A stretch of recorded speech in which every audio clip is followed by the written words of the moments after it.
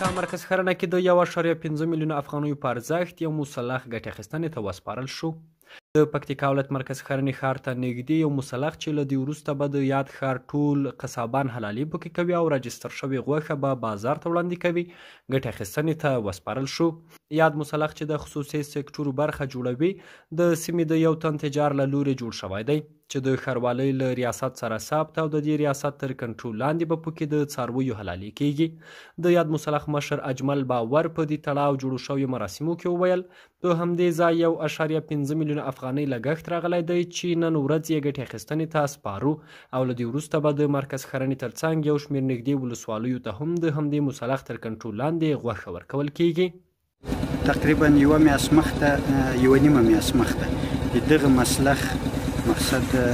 افتتاح وکړه د جوړېدای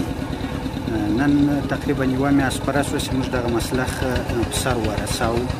د دغه مسلخ ګټې انشاءالله ټولو ښاریانو ته د پکتیکا ولایت مرکز ته رسیږي هغسې د نظافت له نګاه ده او د باکیفیته غوښو له نګاه ده. دا به انشاءالله ښاریانو ته دغه مسلخه چې د وترنر تر نظارت لاندې مالونه راځي او دلته به قصابان حلاله کوي.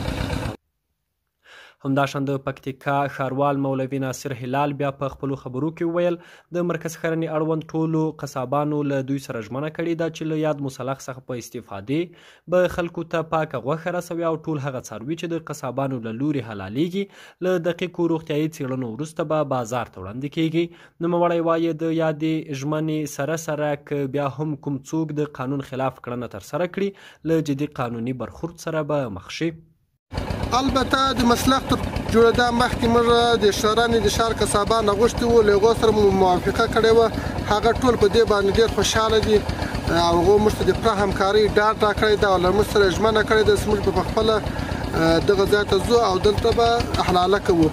متاسفانه که چیرې بیا هم داسې څوک پیدا شي چې هغه سرغړونه وکوي د اصولو مطابق به هغه ته جزا ورکول کېږي او مجازات کېږي. بل ورته بیا د مرکز ښرنې اړوند یو تن مالدار حسن وایي خوښ دی چې نن ورځ په مرکز ښرنه کې د داسې یو مرکز د پرانیستلو په مراسمو کې برخه اخلي چې د خلکو په روغتیا باندې مستقیمه اغیزه لري.